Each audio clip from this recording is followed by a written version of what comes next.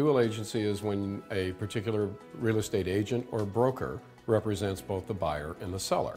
For instance, Keller Williams is a brokerage, and there is a broker of record whose license is registered as the broker for that office. If somebody from that office has a buyer and somebody else from that office has the seller, that's dual agency. If I represent a buyer and a seller on my own property and I represent both parties, that's also dual agency. In terms of establishing whether or not a transaction is a dual agency transaction, the buyer and the seller, the buyer in particular, is going to know that up front. Then the buyer is going to know that he's asking an agent to write an offer for him who already has the listing on the property. That's a choice that the buyer makes. Many buyers decide not to do that. They go find other representation. Many buyers won't buy a house unless they're buying it from the selling agent. The selling agent normally knows more about the property, and the disclosures are a little more complete. Many times a better price can be negotiated. It's hard because you're wearing two hats.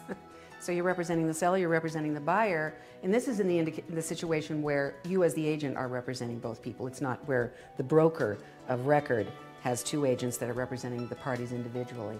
It gets hard because, and it's more work actually for us, because we have to be very careful that the buyer and the seller consistently believe, as they should, that we're representing their best interests. In the agency disclosure document that you sign with a buyer or a seller, the first thing it spells out is that the agent has a fiduciary responsibility.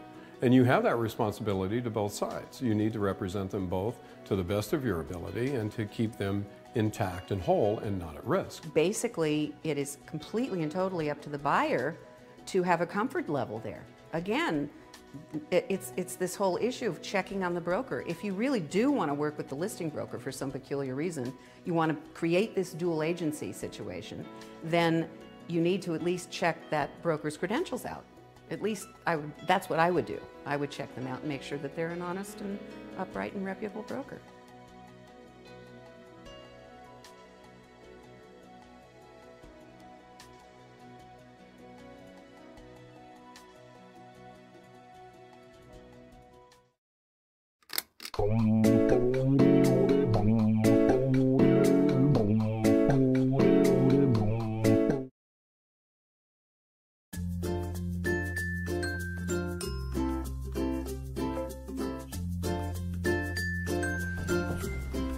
Hey guys, it's Justin Conoco from theclosers.ca here with your monthly market update for April 2015. So there were 769 homes that sold last month. Now, if we were going to compare this March to last March, it wouldn't really be fair because the weather last year held on strong. I mean, we had winter till almost April or May. But if you look at the 5-year trend, year after year, on average, March would be at about 726 homes sold. So, 769 is well above that for real estate purposes, and indicates that the market is heating up. Boots on the ground wise, we are seeing a lot more multiple offers. We're seeing properties that are priced right, selling really, really quickly. So again, a strong indicator that buyers are out there looking for properties and maybe missed out on some over the winter time and looking to really capture that right property over the springtime or summertime market. So if you're thinking of listing now, it's definitely a good time to get serious. Another thing that we wanted to bring up, and we usually like to bring up at least one legal fact or something that's going to affect the real estate industry to give some value to the agents that are out there, and obviously the rest of our listeners that subscribe to our show, is as of July 1st, 2015, there is going to be a big change to dealing with phantom offers. Bill 55 is going to be amended, and we've been waiting for this for a long time, so that brokerages have to keep a copy of all offers that come in on a property. Why is this important? Well, there are situations where we go in with buyers and submit an offer on a property, and then magically all of a sudden we get a call an hour or two later that there's another offer on the property.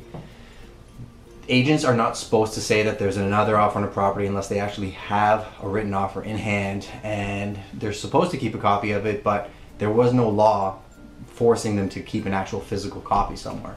Now, as of July 1st, if any offers come in, 5, 6, 7 offers, whatever it may be, physical copies of those offers are going to have to be kept by that brokerage. So if they get challenged, they'll be able to pull those offers and indicate that there were multiple offers on the property. We personally think this is great for our industry and great for the purchasers and sellers, because we're not going to be involved in situations where there's phantom offers when there really aren't any phantom offers. There'll be a lot more transparency as to who the agents are who are in play. the buyers that are out there and the offers that are actual offers. So, you know, just another in the feather in the cap for the real estate industry and things getting a little bit more transparent. We're all for that, and we actually think that this is going to be great for everybody. Just a quick note, for those of you that don't know, Shannon and I did open our own boutique firm last week. So Grogan Conical Real Estate Brokerage is now based out of 361 Talbot Court, right in the heart of downtown